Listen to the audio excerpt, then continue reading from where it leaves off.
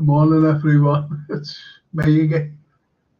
Never seem to be off this thing. Anyway, it's the film and TV review show, and what we'll be talking about. I'll be bringing Lee Carlson on in a moment. What we'll be talking about is films, latest films, old films, films that you've enjoyed in the past, and especially now with Christmas, is there any Christmas ones that are about? I've just watched one. I'll tell you all about it in a moment. Anyway, I'm going to bring Lee on now, and there he is the man himself. Hiya. Okay. Yeah, sound, yeah. Have you recovered from the other night? Yeah, it was a terrible game, wasn't it?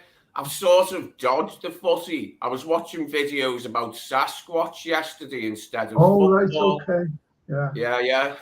It shows you, doesn't it, from from football to Sasquatch. Yeah. I had to forget about football for a bit, Frank. So I thought, I thought Sasquatch and giant squids. Yeah, well, that's me as well, because you need a bit of. I watched a horror film. Yeah, and it was a terrible woke film. It was a horror. By the way, it was a horror. Was it one of those Key and Peele ones? Was it? Well, no. What it was an American thing, and it was called. I'll tell you what it was called. It was called "It's a Wonderful Knife."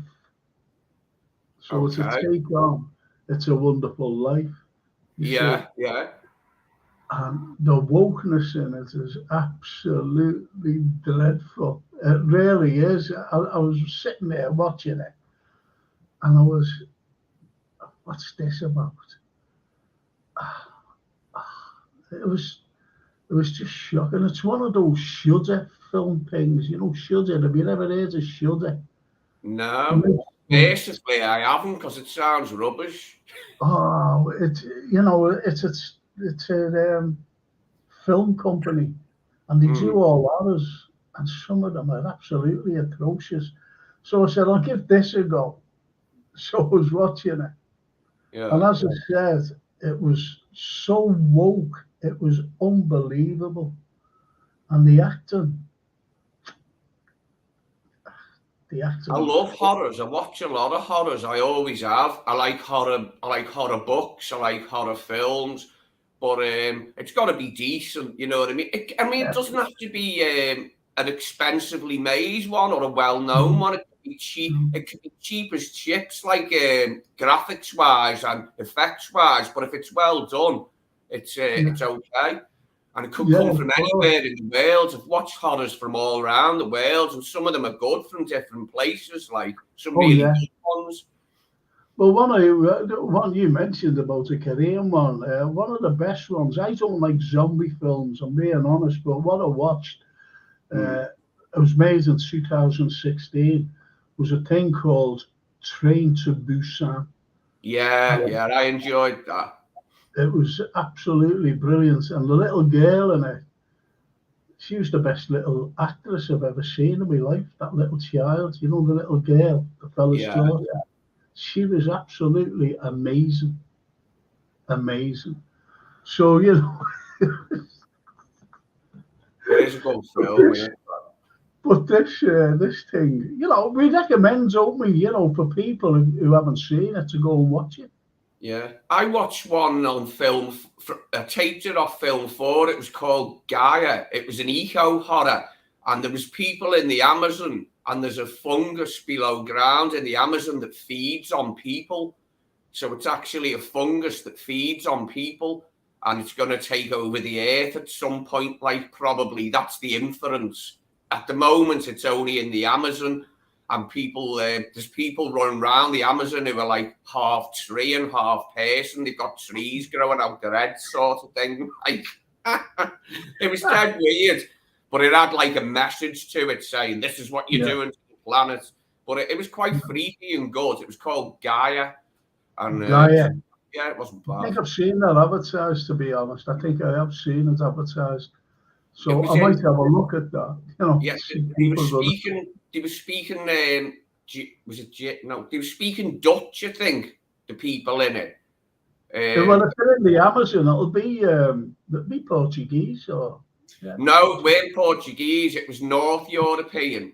I think they were Dutch, because when I looked at the names, I think they were Dutch. Even the woman, she looked like she was a native South American, but she was speaking Dutch as well, which was odd. But anyway, was Greta Thunberg in it? Yeah, I've watched a few lately, but I forgot. I've got like this lately, where you watch quite a few and you forget them quite quickly, like if they're not too good. You know what I mean? You know. So you yeah, I know. I fully understand what you mean there, because there are some good horrors. You know, Christmas horrors, for example. I watched Silent Night, and Matthew Good was in it. Oh yeah, I like him. He's all right. He's a very good actor. I think he's brilliant myself. Yeah. And that Knightley, Keira Knightley, she was in it. They played husband and wife. And it was an unusual one, really, because you see the family and friends gathering together. They're just gathering together, and it's Christmas Eve. But that's when it starts, if you know what I mean. So it's really good. Yeah, he's a good actor, then. And he's a bit annoyingly posh, isn't he? But he is a good actor. Have you never seen him in? It was, you know, God, blimey, what was it called? Stoker. No, it was a robbery in Soho, and it was a true story. Yeah. What it was called, I forget what it was called. There was 2 films made at the time. One, the same story. One with Matthew Good, and the other one was with Michael Caine. Well, the one with Matthew Good in, I tell you who's in it, Larry Lamb. He's good. He's a good actor. Yeah. So he was in it, and it was really good. What's it called? It's something robbery anyway, and it's about. It's happened a few years ago. Oh, that I know what you mean. Yeah. That dual robbery in London. Yeah. It's in the Soho area. Yeah. And they case it, they case the job, and it was really good the way they did it. Yeah. It was really good. I have a sort of thing with them type of films where I'm not that keen on them, these Cockney dual robbery type things, because there's been a lot of them made in recent years, and some of them aren't that good. There've been a few naff ones, and it's unfair of me really to rule them all out because there's been a few bad ones. But that's the way I look at them sometimes. I'm like, not another one of them ones. Them Cockney. And it all happens down in London. Yeah. Everything happens in London. Yeah. So. Yeah. There was one Dave Stewart out of Eurythmics done that it was an all-women dual robbers or something, and it was pitiful. It was pitiful. And they were the type of ones they were coming out with, and I thought, they're really plumbing the depths here now. Well, that's how they do takes, you see, on, to bring women. I'm not a misogynist or anything. No, neither am I. Neither am I.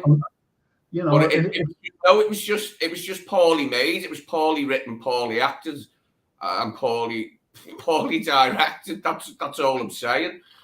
I'm not saying women couldn't rob a bank or anything, because they could. Anyone can pick a gun up and go into a bloody bank or a jeweler's and say, "Give us the swag."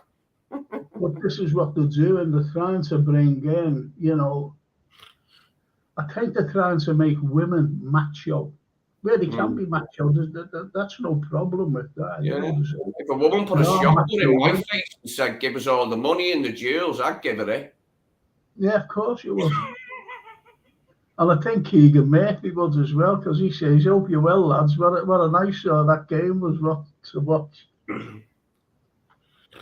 It's going on about the game, we're going on about films. What we needed eye bleach. There's that term, isn't there? Eye bleach. You know, when you see like a really horrible looking thing, they say you need eye bleach, and we did. We needed eye bleach after that game. It was so hideous to watch. Yeah, that was shocking, to be honest. What was this? I haven't heard about it yet. I know we're talking about films, but Keane had to go at Van Dijk or something for saying United didn't come to play football or something. Yeah, and Keane went on bed or something. I said to you before the game, because we watched it together, and I said to you before the game, he's going to park the bus. Yeah. And you said, I don't think he knows how to park the bus. No, that's not what I said, Frank. I said that myself in a chat box, and someone said to me, I don't think Ten Hag knows how to park the bus. He only knows how to attack. And I said, you're right. I said, you're wrong, mate. He'll park several buses at Anfield. And the guy said, we'll see. But that's what I was telling you, yeah. I was saying it to someone else, saying he will park the bus, and this person was disagreeing with me. But anyway. It made no difference, Lee. You know, he parked the bus. That was the end of it. Yeah. And we couldn't believe. Jurgen Klopp he hasn't got a plan B for that, and he hasn't had a plan B for years.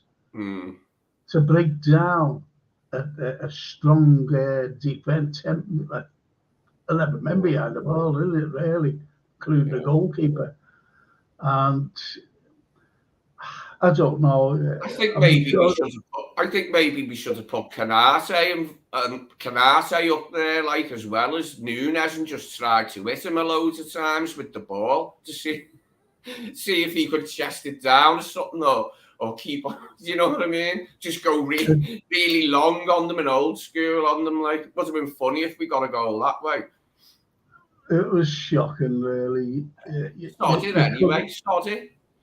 Yeah, well, it shows how we've come that we're absolutely distraught at drawing not 0-0 with Man United. We've come a long way to be that distraught about drawing 0-0 with a big rival, isn't it? You know.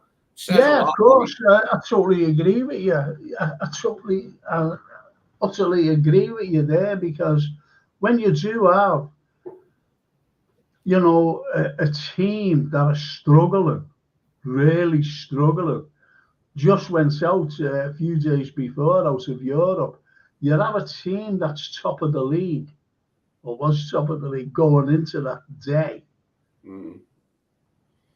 And you get a performance like that. I can barely remember it, sitting on the couch watching it in yours, Frank. I can barely remember a kick of the game. All I remember really is Stent's shot that went just wide. The rest of it's just gone. Can't remember anything. That was it was very unlucky by Trent. You know, you've got to admit that, because he placed it. Oh, and when Costas put a free kick in from the right, Trent and Costas were over it, and Costas put it in with his left foot from the right wing, and it like Onana. That was the only other bit I really remember apart from Trent's shot. The rest of it's gone, mate. Well, as Keegan says, hope you're well, lads. What a nice show that game was to watch. Now we've got Captain Sal, Captain Sal, don't you, from Jamie Phillips' chat. And he says, morning, lads. What a horror show that was on Sunday at Anfield. Worst thing I've seen this year. Really shocking. Now, there's Keegan saying it. Captain Sal saying it, you're saying it, I'm saying it, and lots of other people are saying it. And, to watch,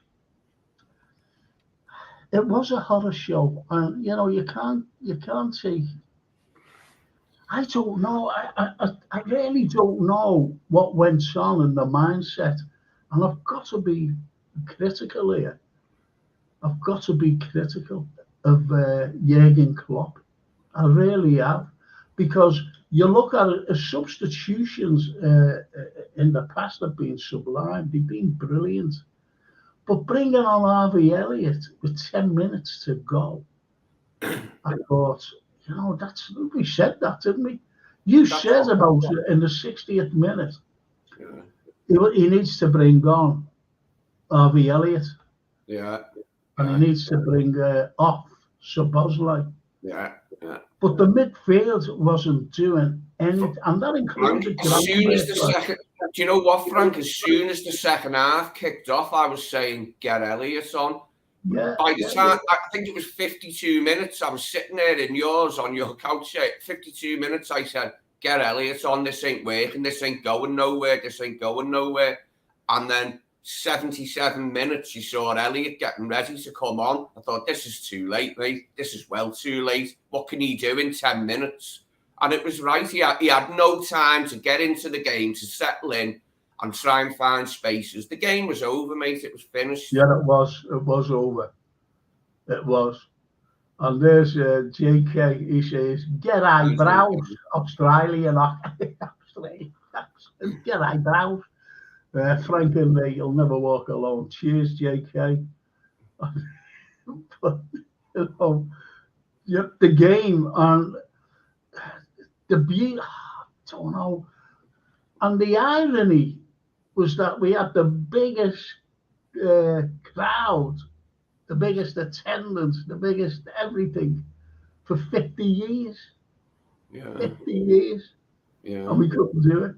We couldn't do it. In other words, we never had a clue. We didn't have a clue. And it was the midfield. The midfield was dire. Enzo, they made Enzo look great, if you know what I mean. And, he was our best midfielder because we weren't very progressive in our play. So he looked all right, you know what I mean? Because we weren't going anywhere in our play. So he looked okay. Well, you had the likes of Trent, and when Trent moved into midfield, his passing was dreadful, wasn't it? So was Szoboszlai's. Everything was overhit. Yeah. There was no weight on the ball. It was either overhit or underhit. It was overhit or underhit. Nothing was hit just right, was it? No. And if we would have scored, if say Virgil would have got that header and bang goal, even if Canete, when he turned and hit it and it went down the keeper's throat again, those two particular chances went down that fella's throat. Yeah. And if Trent would have scored that fantastic shot, I think it would have changed the whole of the game because they would have had to. They were useless. No disrespect to Manchester United fans or Manchester United, the team, but they were dreadful. Yeah. If we'd have scored, they had no. Yeah. If we'd have scored, they had no chance of equalising, mate. No way. No way they'd have equalised. If we'd have scored, we'd have shut up shop easily, like. But do you know what one I've looked at when I've seen it again? Canate's header. Why did he take his eye off the ball when he went in for his header? And then he put it over the bar. Canate's header. He was right on it, and then he took his eye off the ball, and it went. I was like, why did he take his eye? He took his eye off the ball, didn't he? What was that about? Well, I'm gonna go, exactly. I'm going to. I'm gonna tell you what we've been saying actually. But Keegan says absolutely butchered that accent, Frank. You know when JK were there, g'day from Australia. Butchered the accent. I can't do any accents. I can't do impressions at all. I can do me, nobody else. No, that's brilliant. That's what I was just going to say. You don't have to a Scouse accent, saying that you come from the Isle of Wight. I think you're very good at it, to be honest. And there's Captain Sell. When Enzo is your best midfielder, then you know your midfield had a problem. That's what we were saying, weren't we? We just said it. You know, if Enzo was like our best midfielder, Szoboszlai was absolutely dreadful. To be fair, though, no, hang on a minute. Can I finish? Sorry, yeah. I like a little full stop at the end of my sentence. So I was just going to say, Gravenberch as well, he was awful. And people were saying, oh, he was all right, you know, he was awful. Diaz, no end product whatsoever. Nunes, now what did we call him? We called him Darwin offside Nunes. Yeah. Because that lad hasn't a clue how to stay on side. He's forever. They've, you know, the opposition, the managers have said he's always offside and just step up. Just step up. He's rooted to that spot. How many times has he been caught offside in the last few games? And that's a big ask, though. That's a big ask of him. Because, you know, once you're caught offside, you break down prominent moves.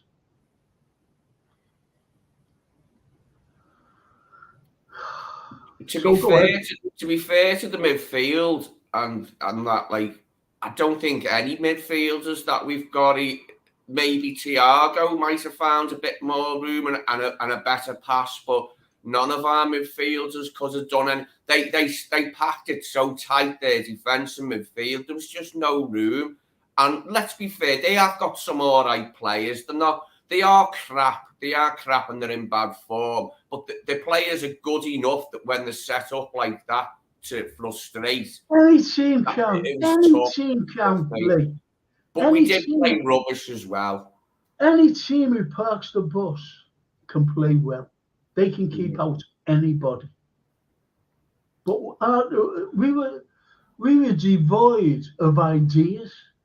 Well, it weren't a shock because Luton kept us out. Luton, we didn't beat Luton. We only just beat Sheffield United. We only just beat Crystal Palace. So it weren't that much of a shock that we only drew with United, really. It's not like we've been battering teams in recent weeks. We battered teams at the beginning of the season, but not in recent weeks. We haven't, mate. So it weren't that big a shock to me. I knew it was going to be tight. Well, JK says, I can do nearly every accent out there. You liar. Keegan there says, how can you be offside so many times against a team that parks the bus? And he's spot on. Yeah, he gets caught offside with a team that's playing back. He's just, as I said, Ard must have said to his team, you know, he's always offside and just step forward. If that ball's going to be played, just step forward. And that's how you catch them offside. Well, catch him, Darwin. It was getting annoying, wasn't it? I think we called him Darwin, always offside Nunes, not offside Nunes, always offside Nunes, because it was just constant. It was a 5-minute spell where he got caught offside about 3 times, like when we had attacks, and it was just like, mate, sort it out, will you? What would you do? What would you do with Darwin? Be honest. I want him to shave his head because his hair's getting on my nerves. I think that might be the root cause. Do you like the pun? The root cause, that hair. I reckon he should shave his hair, mate. I reckon he might be better if he shaves his hair. It's a desperate play and a desperate move. Someone mentioned that, and I thought, someone said that he's another Barros. He just blasts it. He's another Barros. Yeah, Barros didn't have that much finesse. He hasn't proved anything to me, to be honest. He's got a few goals. But you look at the whole of the forward line, I think they've only scored about 5 goals. You know, since the international break back in November. That's shocking. Yeah, I think behind the scenes, Klopp and Pep and the rest of the coaching staff will be a bit worried about how the goals have dried up in recent weeks. Well, as JK says, 2 big games this week at Anfield. Klopp needs to get the players right. This is what we've been saying, JK. You said it. We all say it. And I don't know. And Del says, morning, Frank, mate. Morning, Del. Morning, Daz. I don't believe it. And JK says, I can, bro. You know, this is accents. He said, I used to watch TV and copy the accents. That's why I'm a music producer, bro. Oh, He's nice a big music producer. That's good. See that the people who, they're all academics on our chat. All academics. Everyone. As Keegan Murphy says, you know, you've got to be an academic when he comes out with a comment by saying 2 big games this week at Anfield. Klopp needs to get the players right. That's JK. And Keegan says, how can you be offside so many times against the team that parks the bus? That's philosophy at its height. Fantastic. It is. It's a salient point, isn't it? They were so deep. How did he keep getting caught offside? It's a bit of a conundrum, that one, isn't it? Yeah. I forgot about this morning, you know. I just jumped out the shower, hence the air wet. We're on in a minute. We're on in a moment. Forgot all about it. And as Keegan says, it was the Sheffield game without the goal, but we played worst opposition. The boys constantly take teams for granted. Yes. Drop points don't win the league. Repeat. That's right. Because we were complete. I've been saying this for about 5 or 6 games now. We go out there and we're complacent. Yeah. And I said, didn't I? You know, I said to you, I said, I hope we're not complacent in this game. You know, become complacent before the start of it. And we were just, you know, we're going to turn these over, and that's the wrong attitude to have. We're going to turn these over. Don't you think? Yeah. I mean, I think it's not something Klopp does an awful lot, but I think the players sometimes they can't help it, taking certain teams a bit lightly. But Klopp tries to stop them doing that. Like, yes. I don't know. We'll see. Anyway. See what happens in the coming games. Well, look, we've got one tomorrow, West Ham. And, you know, we've got to liven up. We can't play any worse than that. And we've got Arsenal on Sunday. Now, well, they just had a good win, haven't they, West Ham? And they'll be up for it. We know they'll be up for this quarter final. They've just had a good win. They're not in bad form. They're in Europe. Arsenal are obviously in good form and they're above us, so we won't be taking them lightly for sure. So in the next 2 games should be quite spicy, like.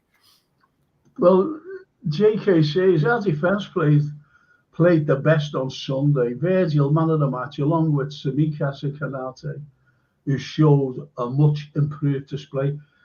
The point is, they hardly attacked. They just sat back. And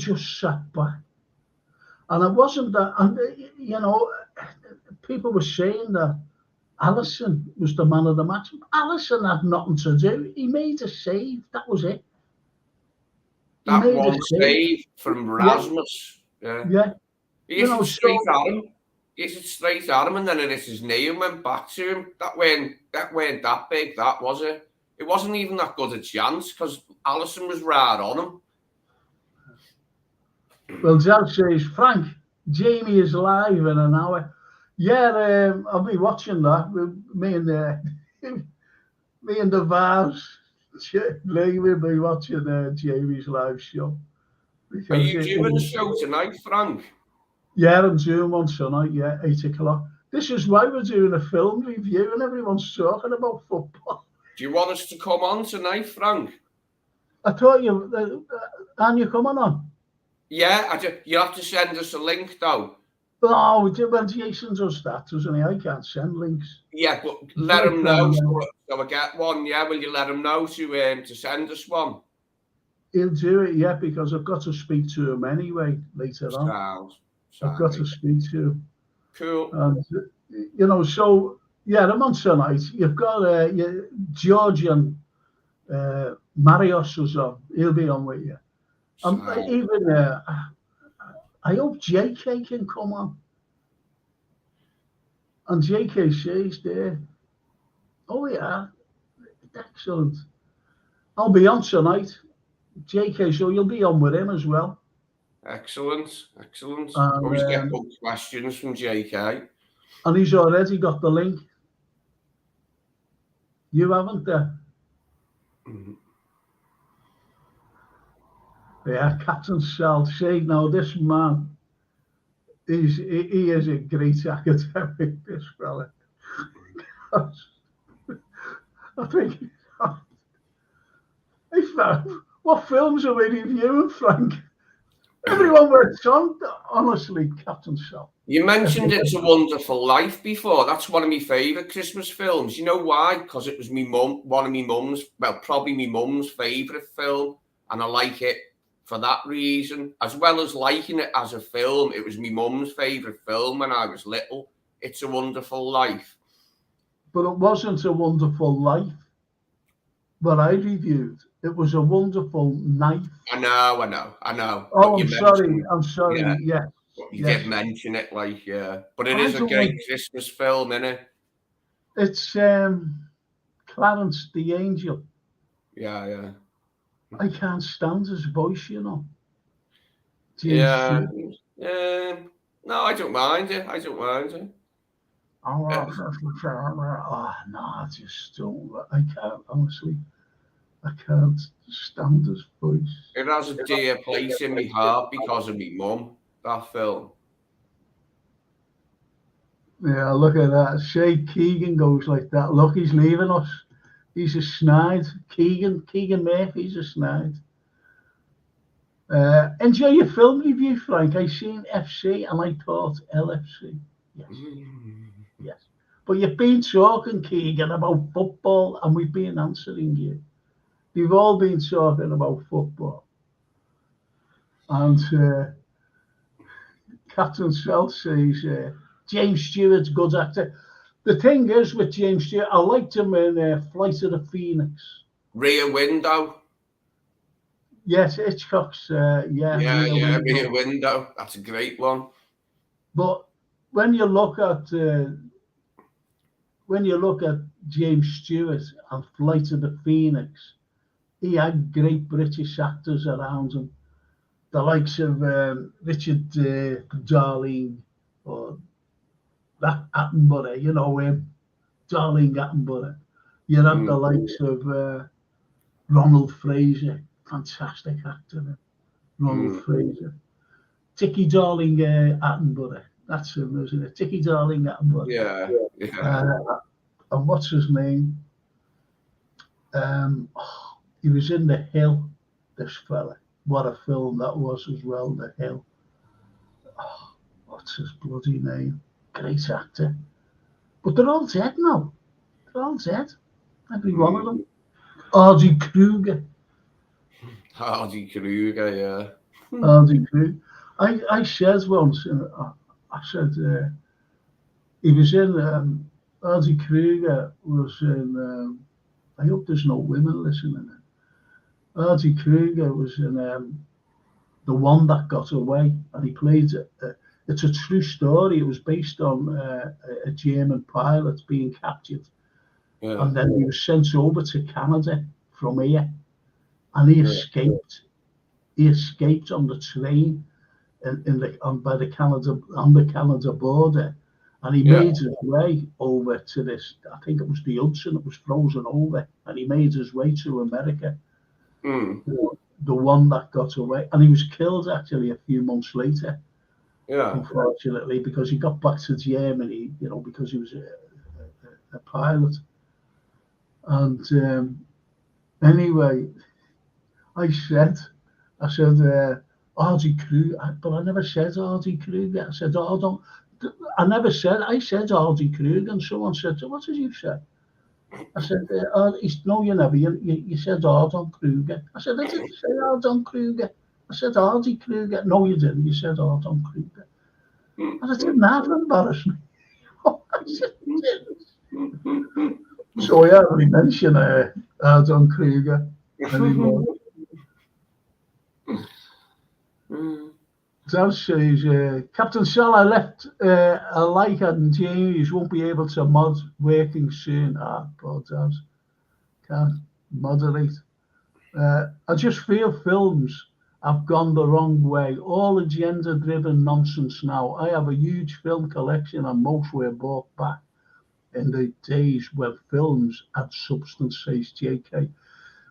Well, the likes of Clint Eastwood, he said this year sometime, he said, any young actor now picking up a script, they're not worth it anymore.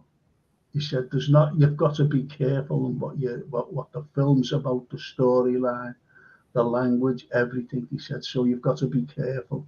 So, in other words, he's saying that the film industry is more or less. It's increasingly a dead art form, isn't it, film, these days?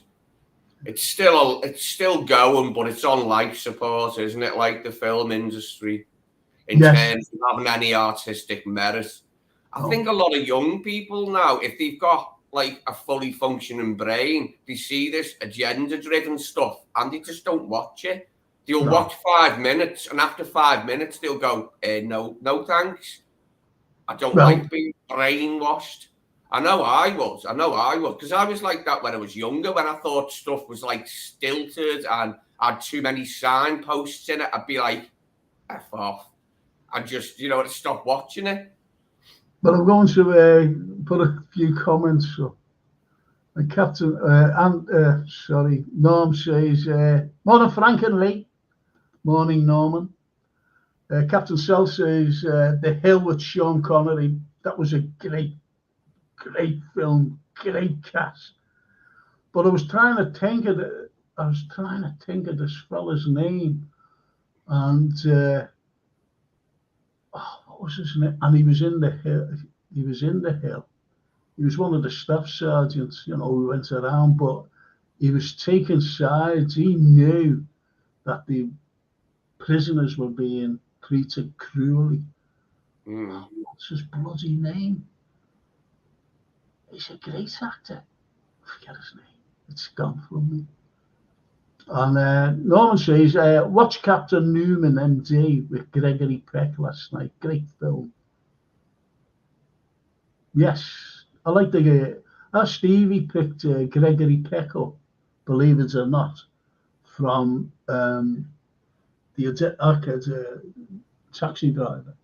And he picked him up at the Adelphi Hotel on Grand National Day. And he said to Stevie, would you pick me up again, please? And that Stevie said, yes, sure, no problem. So anyway, he dropped him off, the National, and then he picked him up again to bring him back to the Adelphi, and he had to pick some stuff up because he said to him, can you drive me to Manchester? This is on the way down, to the hotel after him picking him up at the National. He said, yes, sure.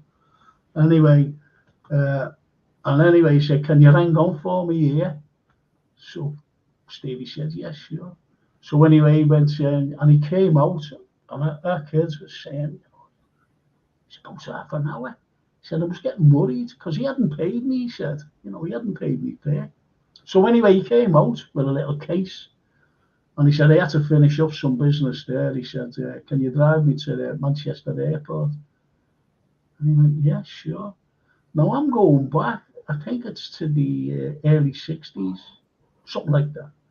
and he drives him to Manchester Airport, and he pays him all his fare. And he went here, and he gave him 150 quid, and that was a lot of money then. 100 tip, that is. You know, besides paying his fare, he gave him 150. Yeah. Excellent. Stevie retired on that. Artie Kruger played Nazis in a lot of movies. Good actor, says Captain Sal. Yeah, he did. He did. I seen him in. I thought it was a cracking film. I'll tell you who was in it: Richard Burton, Roger the Lodger, you know Roger Moore, Richard Harris, Artie Kruger, called Flight of the Phoenix. No, it wasn't. It wasn't Flight of the Phoenix. I forget what it was called. Where they go with the mercenaries and they go to Africa. Oh, yeah. They go to Africa. And, wild geese. Wild geese, yeah. So, you know, he was great in that. And I tell you, a fella, Kenneth Griffith, stole that film. He stole it. You know Kenneth Griffith? Yeah. Kenneth Griffith's the actor. He plays you know, a gay cook. Yeah. Oh, he's absolutely brilliant in it. Ronald Fraser was in it as well. You know, these are great stalwarts. That was a cracking film, Wild Geese. And I always remember an interview with Sean Connery and Richard Harris. He was it Sean Connery? Yeah, it was Richard Burton, not Sean Connery. I'm sorry, it was Richard Burton and Richard Harris, and they were in an interview, and they said, I think it was with Parkinson, and he said, well, do you know what? This is Harris. He said, we were like that, like Roger Moore in a film like this, you know, because we see Roger as this suave fella and everything, you know. Very suave and with a posh accent, and they said, you know, would he be able to play this? And I suppose he drinks a nice claret, and that's it with him. He said he drank us under the table. He said, and Burton words he did. He drank us under the table. He said, so he became one of the gang. Roger Moore, lovely. It was a great little interview. Great little interview. That's good, though. And Norman says, sad film in a way, as it was about military personnel who were mentally being affected by war. Yes, that's The Hill. Fantastic film. Fantastic. Roy Kinnear was in it. Roy Kinnear, Alfred Lynch. I still can't think of that bloody fella's name. Have you seen Roy Kinnear's son and stuff, have you, in recent years? I think his name, Rory. Yeah. Rory Kinnear. Rory Kinnear, yeah. Rory, good actor. Good actor. Yeah. As Rory Kinnear. Do you think I'm a good actor? Yeah, I think so. Too much wokeness and censorship in movies and TV these days. Captain Sal, I've just been talking about that now.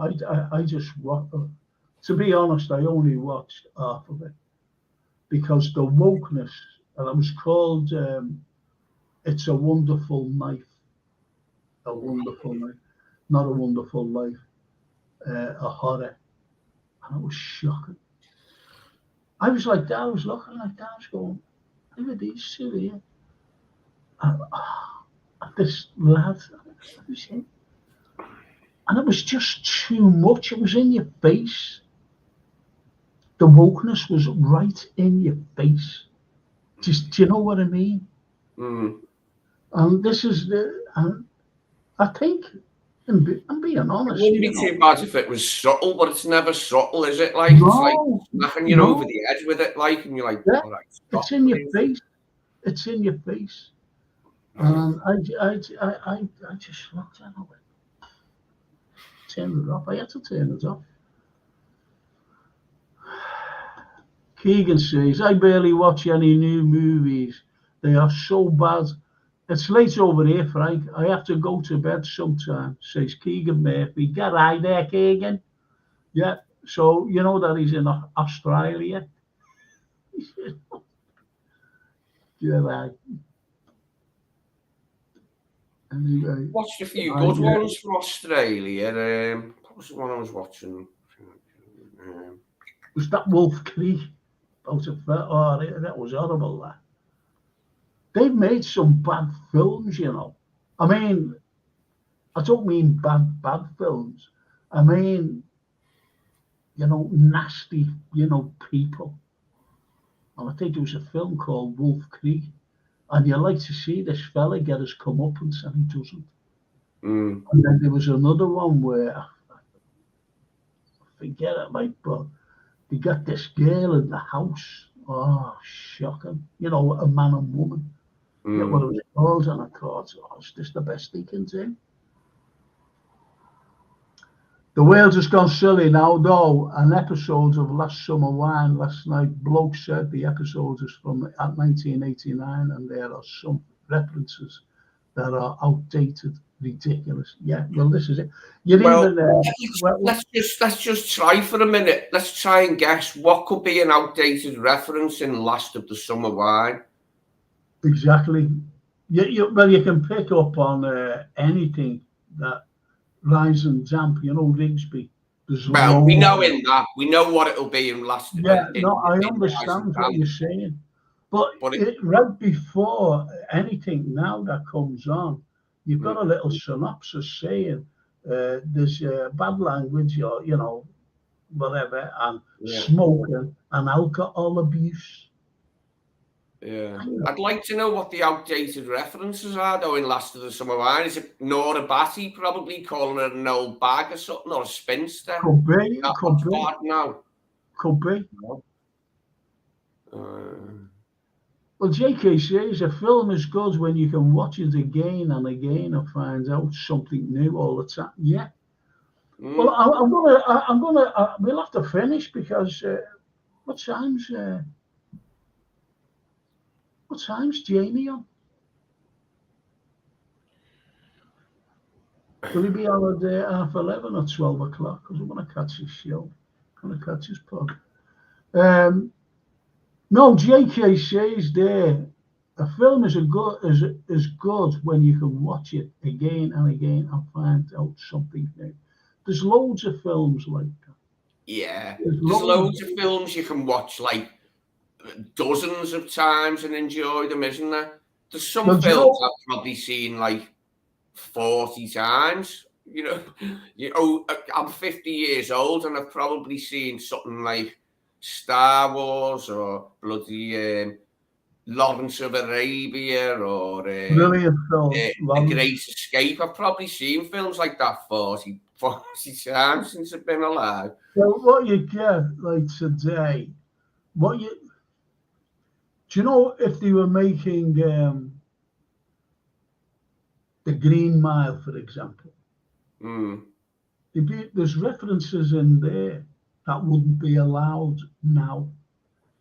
So you say, why can't that be allowed? Because you've got to go back to the 30s when, you know, that was supposed to be, wasn't it? The Green Mile of the 30s, you know, or the 30s or 40s. You know, that era. And,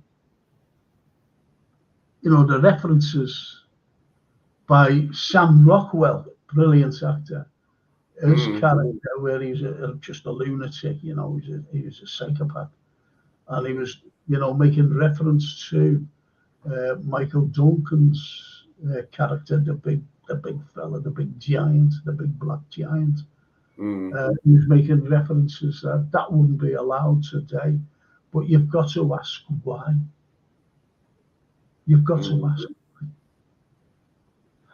That's it. That's just my take on it. He says, JK, he's on at 12. Thank you, JK. Thank you so much. And let's see what he says here. The Big Bang Theory was the one that got the feminist agenda to the next level. 4 guys being guys who just wanted to have a laugh and do science, then all meet their partners, and they were with. Oh, mate, that program's abysmal. I wouldn't watch it if you put a gun to me head. I never I've ever. got a mate who lives around the corner and he's married and his wife watches it. And I was sitting in his house watching it and I thought, this is pitiful. It looked to me like the sort of program. It's like what stupid people think clever people talk about. JK says, have you watched Gone Girl? Yes, I have. With Ben Affleck and Rosamund Pike. Yeah, I have watched it. It's a good film, actually. It's a very good film. Oh, she's quite good, Rosamund Pike. She is. She's very good. She's a Bond girl as well. She's a Bond girl. But what I laughed at, let's just see Keegan before he goes to bed. Few and far between looking for good Australian films. Yeah. Wolf Creek is gruesome, absolutely. But compared to the movies we make, it's probably one of the best we've made. Not my kind of movie, though, not my kind of film either. But you're right. But if you want to film a Christmas I can't remember if you've seen that. Well, it's about the Australian outback. Outback, yeah. What do you think of that accent then? Yeah, that one wasn't too bad. That one was approaching it. It was getting there. I wouldn't have changed it. You're right there. All right there, Robert. Good day, mate. That sounds crap, doesn't it? That was awful. That was The word, I don't know what kind of accent was that? Good day, boy. I've never been able to do any accents. I think I could do Yoda when I was about 8. But that's not an accent because Yoda's not real. Yeah. Yoda, no, yeah, absolutely. Don't forget it, Frank. Don't forget it. Get Jason to send us a link for tonight's show. Don't worry. He will. He'll be opening the show anyway. Oh, also, Frank, I'll phone you and give you my phone number because I didn't give you my phone number yesterday. No, I didn't think that you wanted me to have it, to be honest.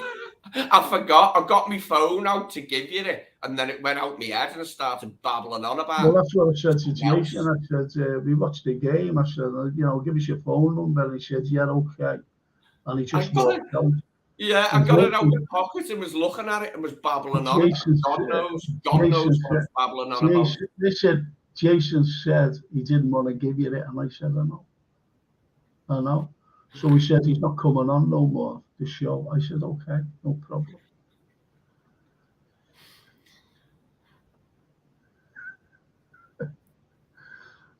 Norman says, I remember the Tories tried to ban only fools and horses. How funny then. I thought the Tories liked it because it showed initiative, like Del Boy had initiative or some crap I heard. Yeah. It was. Do you know what I liked? The genre of comedies. Besides the likes of, I loved that Army. I loved that. That was mad. Yeah. Rigsby, unbelievable. I like the In-Betweeners. Yeah. And that reminded me of me and a couple of my mates at school. Yeah. Honestly. Yeah. Honestly. In-Betweeners. In school, I had lots of different mates. Like, I had mates who were like, all different type of kids, you know what I mean? Frank has been taking too many happy pills because I can't understand what he's saying. I know why you don't understand what I'm saying. Is simply because we're not talking football. You only understand football, Norman. G'day, mate. And I like this show, yeah. JK, 60 Minutes Australia and Truly Criminal has some good documentaries on YouTube. Yeah. Yeah, I love a lot. I watch a lot of documentaries and like interviews and stuff. I was just watching, remember I was saying I was watching Laurie Taylor interviewing people, the guy from Crosby. I was watching him interview Michael Winner earlier. And that was a good interview, good interview with the Al Winner fella. Is he dead now, Michael Winner? I don't know, because these interviews are from around 2010. I'm sure he died, you know. Yeah, he probably is, because he looked about 70 in 2010. It was a good interview, like. You know when Norman says Frank has been taking so many happy pills because I can't understand what he's saying, and he said, "No, I mean because of your Australian accent." G'day there, Cobbett. Terrible. Anyway, I want to talk about a couple of films. One I didn't like, and I mentioned this before, was Napoleon, because Joaquin Phoenix is totally miscast about Napoleon. I know the history of Napoleon. When you think that he had 60 battles, 60 winning, and it was all based around, he seemed like a wimp with Josephine. It was shocking. Anyway, so that's just me on Napoleon. If you want to watch it, please do. And just say, oh, I like this, because some people like it. But I think the 1971 with Rod Steiger and Christopher Plummer, that was the best Napoleon, and the Iron Duke. And the battle scenes were absolutely brilliant. So that was the best. Hollywood couldn't even stand that. He couldn't make a stand against that. It's hard to improve on the Rod Steiger one, isn't it? Yeah. And also, if you haven't seen it, please watch it. And it's called The Last Voyage of the Demeter. It's a cracking film. It really is. It's a very good film. And if you've got any, because we're going to round up now, if you've got any, if you want to look at some TV series, I'm going to name 3. I've named this one before. And it's Spotless. It was made around 2014. It's an Anglo-French thing, and it's brilliant. There's only, there's just one series of it. It doesn't go on for hours, if you know what I mean. Series 1, series 2, series. It's just one package. It's one package. And there's only about 8 in it, something like that. Spotless. There's another series which is outstanding, and it's Sylvester Stallone, and it's called, hang on, I'll go back, it's called Tulsa. It's just called Tulsa. Have a look at it, it's brilliant. And there's another series, and again, that's only one crop of episodes. There's about 8, I don't know. But I watch these back to back. If they get my attention, I watch them back to back. And there's another series, another brilliant series, and it's called The Outsider with Jason Bateman. It's brilliant, absolutely brilliant. Not half good, that, isn't it? Have you seen it? Yeah. Isn't it brilliant? Yeah. From a Stephen King novel. I'm looking forward to the new True Detective. Have you seen them True Detective series? The first one has Matthew McConaughey and Woody Harrelson. The second one has Rachel McAdams, Colin Farrell, and Tyler Kitsch. And the new one has Jodie Foster and a black actress that I don't know.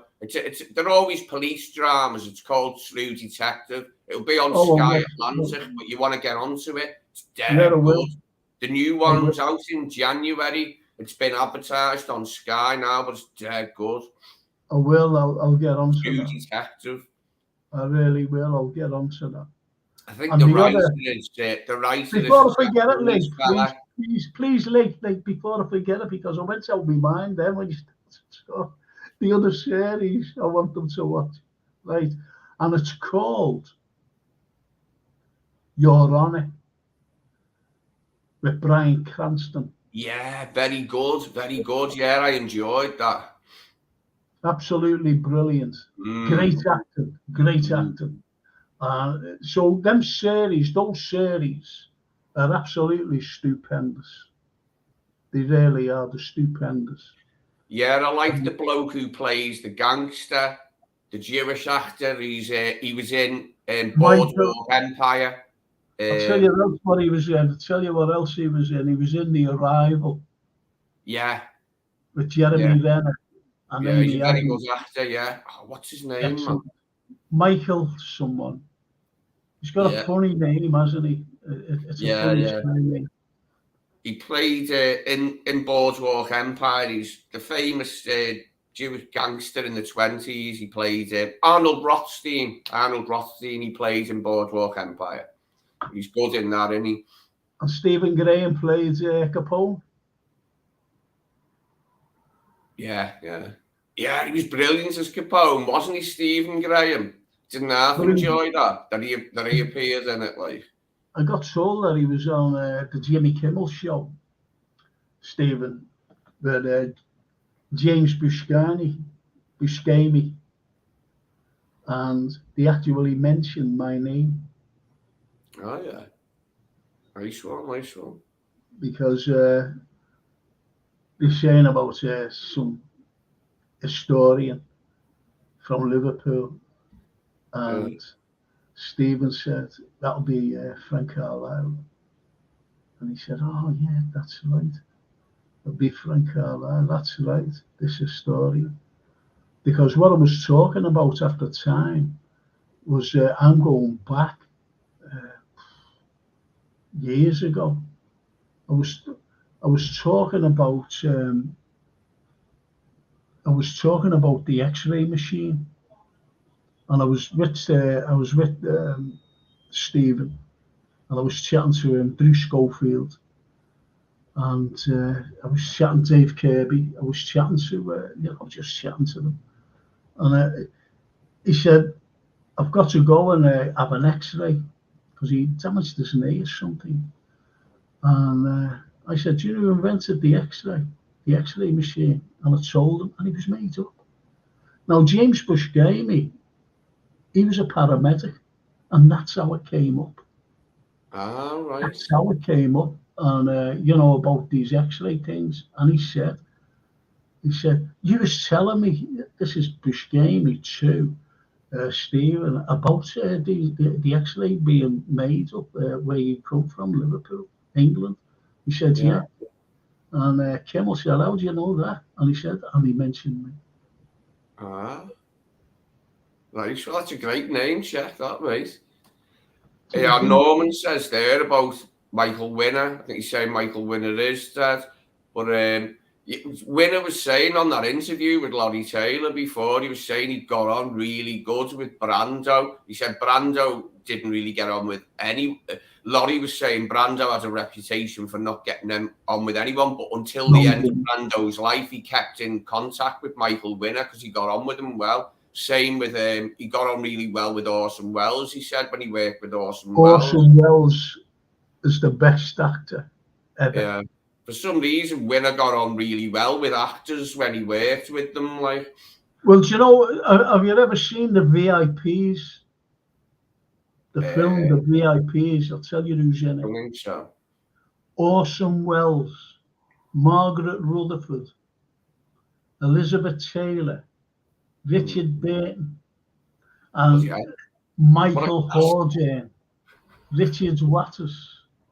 These unbelievable, an array of brilliant actors, and it's called the VIPs. Yeah. And if you can ever get it, who's that French actor? Louis Jourdan. Oh, right. Yeah. Louis Jourdan, he's in it as well, and it's brilliant. It's about they get to it's an airport, and Michael Hordern's the manager of the airport, and there was all the people, milling around and whatever, and they're waiting to get the flight out of England. And Orson Welles is.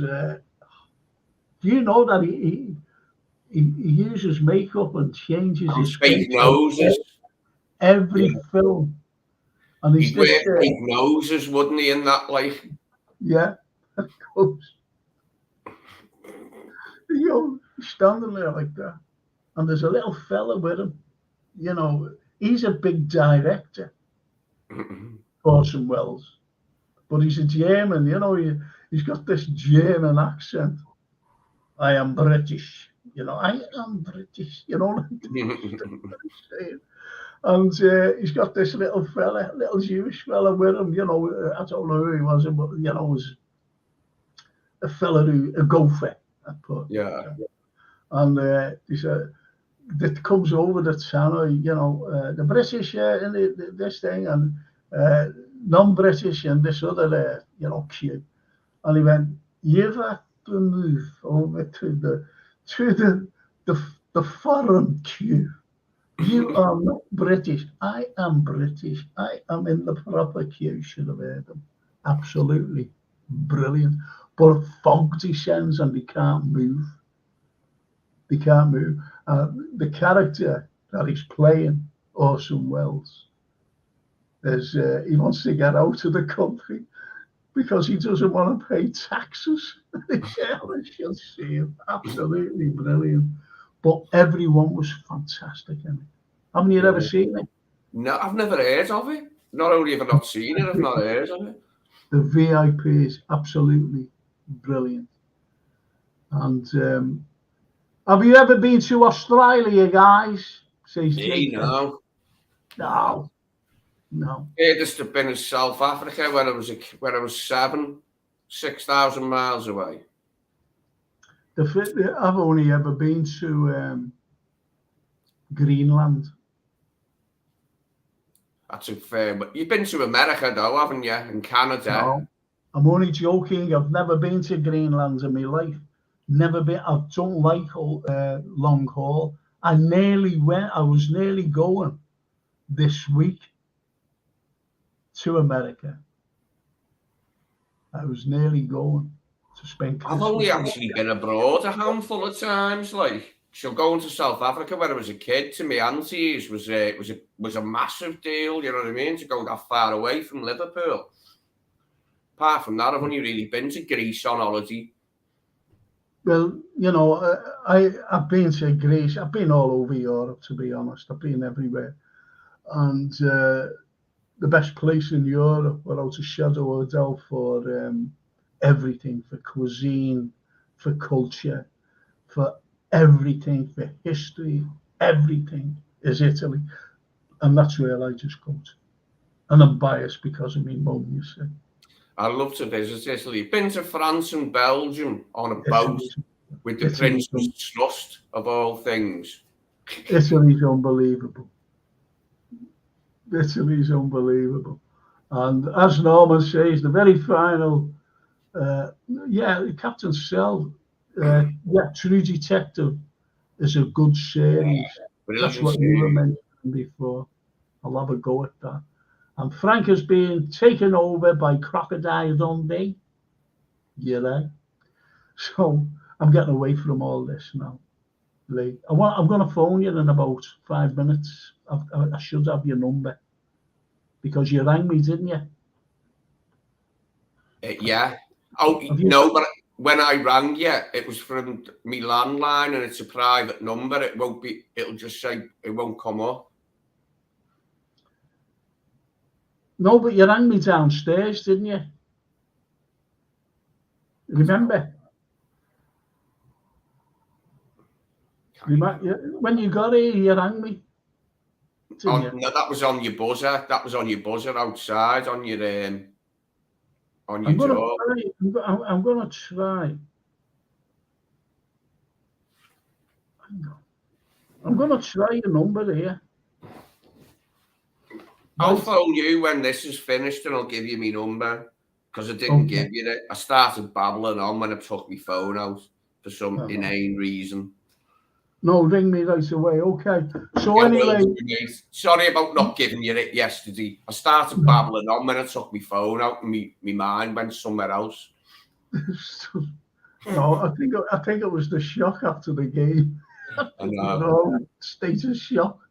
Anyway, JK says, I've been to Italy numerous times. Love it. Visited the San Siro as well. So bad.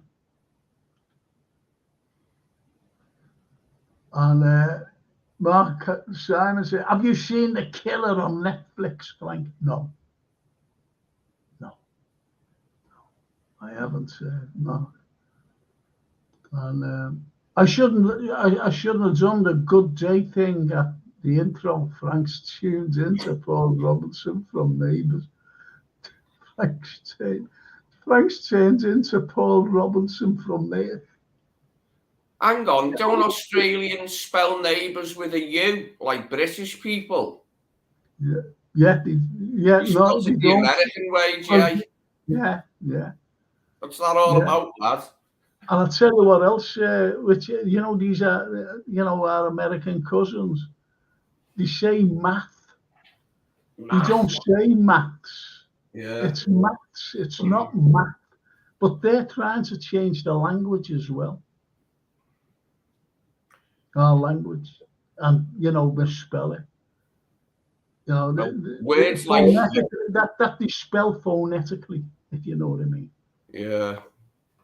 There's words like humour. Humour hasn't got the U in it, has it? It's the second U. It's HUMOR, and ensorcelled only has one L in it for some weird reason. Is it true Rex Harrison is from the pool, Frank? Says Mark Simons. Yeah, he is, because I did, when I was doing my history thing, these fellas got hold of me, to be honest. And they were doing a hotel up, and they said, would you give us, they were doing this hotel from an older building, by the way, graded building. So I said, yes, sure. They said, we want to name rooms after certain people. I said, okay. And they said, have you got any famous names? I said, yeah. I said, Thurston Holland. Who's he? So I told them who Thurston Holland was. I said, Wyndham Sadler. Who's he? So I told them, because they said we don't want the Beatles because the Beatles are overplayed. It's too common for the. So we want someone different. So I explained this particular fella, and I said about John Kerr. Who's he? I explained, and then I said, and he said, this room here. I said, just name it after Rex Harrison. And he said, well, what did he do? And told him. Said, Oscar winner, great actor, because he wanted Scousers, you see. He wanted Scousers. So I said Rex Harrison. Right. So they said, would you write a booklet for us? And I said, yes, sure, I'll write a booklet for you. So I wrote a booklet and everything. And they left. They left the hotel. They couldn't finish it. I I think they went bankrupt, and I was left with a written booklet every day. Never even got paid for, what I was doing for them either. So yes, he's from here, Rex Harrison, good scouser. He actually he got his first job. He went down into town where Arthur Askew, believe it or not, was the fella behind the desk giving out jobs. Arthur Askew opened the Pictures by me. There's a Pictures by me just up the road, and he opened the Pictures by me. Well, Arthur Askew gave Rex Harrison his first job. Because he used to have to go to, what's the name of that street? It's off Jail Street. Forget the name of it. Anyway, he used to go down there to the employment office, just facing the municipal building, just facing there. And that's where Rex Harrison got his first job. George Harrison got his first job from there as well, as a young apprentice electrician. Do you know that song, Noel Harrison, Windmills of Your Mind? Windmills, yeah. Ain't it a lovely song, that? Love that song. Yeah. Never heard of him now, do you? No. Anyway, I've got Captain Sal. I've flown and visited a lot of cities in Europe, America, and Africa, but the best city I've been to is Liverpool. Isn't that wonderful? Thank you. Thanks, Sal. I love the Albert Docks and the city centre. Great place. Well, I live on the periphery. I live in the, more or less, just on the edge of the city centre, not far from where you mentioned, to be honest, Captain Sal. And Captain Sal says, I'm a Kenyan living in London, because JK says, where are you from? Well, lovely. I'm a Kenyan living in London. Nice one, Sal. And isn't that nice that Captain Sal said he's been everywhere from Africa to America? And, and that's lovely, that really is. But the best city I've been to is Liverpool. That's lovely to say. Thank you so much. And Mark Simons, Freddie Starr was my favourite Scouser, brilliant singer, genius comedian, and is buried just up from St. John Lennon in Allerton Cemetery under his real name. When I think of Freddie Starr, I always think of him dressed up as Hitler in shorts and wellies, around the football pitch and that. It was dead funny, that, wasn't it? Wellies, absolutely. Wellies turned down. Yeah. Just a little. The comedian. He'd do this, wouldn't he? Like he was like yawning and stretching, and then he'd march around the footy. He was on a footy pitch for so. Didn't he play football, Freddie Starr, at some point? He was a footballer. I was in a film he was in, Byron Playground. Mm. I know Stan Boardman was a footballer. Stan Boardman was in Liverpool. Yeah. Mate of mine, Stan. When I start my ordinary show, the history show, you see Stan, because I was interviewing him at the time, Jake Abraham, Mickey Stark, all the lads, brilliant, you just see. So, Neil Fitzmaurice, all friends of mine, lovely lads. And JK says, sound bro, Captain Sal, Kenya has many Punjabi people living there. They wear the tight turban compared to the Indian Punjabis. Yep, very true. And why is there no statue of Leonard Rossiter, another genius, says Mark Simons? Yes. Yeah. I saved the building that he went to school there. And that was the Collegiate on Shore Street. I saved that building from being demolished. They just wanted to demolish it. You know the way they were years ago, the council. Pissed me off, to be honest. Well, anyway, I'm going to finish. I'm sorry that we were talking about football, but it was a good mixture, wasn't it? And I'll see you tonight on the football show, but ring me right away, right, because I really need to speak to you. Okay. Okay, let me finish. I'm going to make a cup of tea first. So okay. give me 10 minutes. No, give me 5 minutes. All right, mate. And JK says, Frank, you should write a book on the people you have met on your journeys. Well, I've had a cup of tea, and the fella who was having a cup of tea with had a cup of coffee, and I chatted to him for half an hour, just me and him, and that was Clint Eastwood.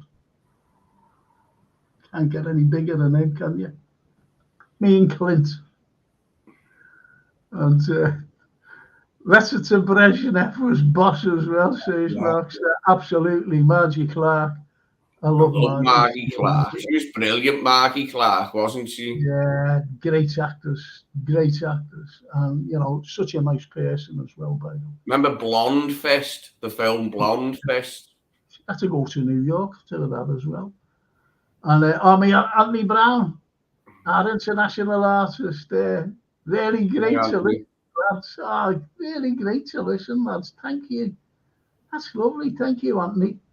Thank you so much. Margie Clark should come on. Frank, love it. Yeah, I'll try and get her on. Because I know Margie,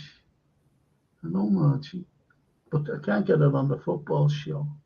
She'll kick off shouting at us.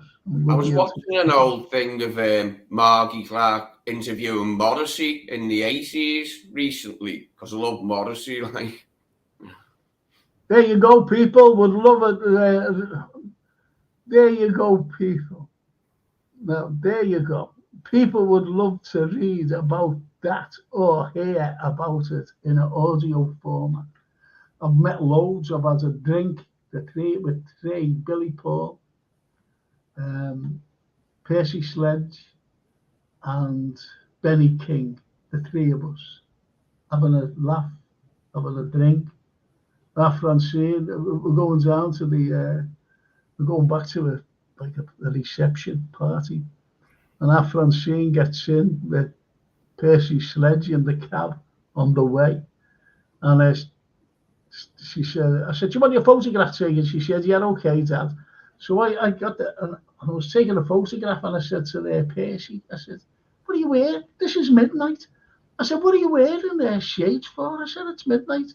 And he went, legends wear shades no matter what time of day.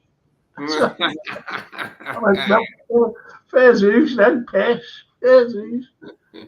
And they love Liverpool, by the way. Yeah. Great man. Anyway, I'll have to go, because I want to catch Jamie, you know, get on the show before he finishes. And ring me. And Mark Simon says, the real thing, another class Liverpool group produced in Liverpool. Yes. Yes. You'll have to listen to my records one day, boys and girls, because I've made one. Anyway, not one like, you know what I mean? Not one like up there for poor Frank and Lee, you know, for the film and TV review. And there was hardly any films and TV reviews. Hey, one of the lads from one of the guys from The Real Thing is his son or his nephew play for Liverpool. Amu, they're the names, aren't they? Amu, and we had David Amu playing for Liverpool, didn't we? And he's related to the lads from The Real Thing. The Amus. Yeah. Well, anyway. Sorry, remember the Christians? Remember them in the 80s? The Christians, Bill and Ideal World. That was good. My stepdad had that album, the Christians album. It was dead good. Yeah. And look, they're okay. What's the scores for the West Ham game? Says Mark Simons. I'd say 2-0 for Liverpool. 2-0 tomorrow night. What would you say, Lee? I'll go We've got to play 2-1. better. I'll give West Ham a goal. I'll say we'll get 2-1. Paul Turner, look. Hey, Frank, how are you doing? And he never finished his thing. And top show, bro, says JK. Forgotten Town, class song, says Mark Simon. And hey, Frank, hope you're okay. Not great Sunday, was it? No. And JK, Captain said, listen, I've got to finish. He's just saying, I've got to finish with this. The Christians were one of my favourite, back in the day. Hooverville was lovely. It was very melancholy, Hooverville, but I liked Ideal World. That was, and I liked the video. That reminds me of being about 14, Ideal World. Yeah. And he's a nice fella as well, Gary Christian. Anyway, lads, I've got to finish. Love yous all. Thanks for the 1 like. I got 1 like. 1 like. Would you believe? 1 like for the film review show. We saw football and everything else thrown in. The kitchen sink. And see you, mate. So, Lee, will you give me a ring as soon as we finish? I have to finish now. Thank you so much for tuning in. It's a mad thing, and I'll see you all tonight on the FC.Liverpool, and you'll see Lee again. You'll see JK. You'll see George Scott and Marios Manzos. I'm going to listen to the Christians now for 5 minutes while I make a cup of tea, and then I'll phone you in 5 minutes. Yes, do that. Thank you so much. Listen, people, and Paul Turner says, sorry I missed the show, Frank. Paul, no problem. Thank you for getting on for the last few minutes anyway, letting me know that you were there. Thank you so much, and see you all tonight. See you all tonight. I'll see you all. Frank gets down to Jürgens. I might too, actually, Mark. I might too. And I will watch the replay, says Paul Turner. And Paul says, see you tonight, mate. Yes, thank you, Paul. Thank you, everybody. Love yous all. And Lee, don't forget to phone me. Thank you. Thank you so much.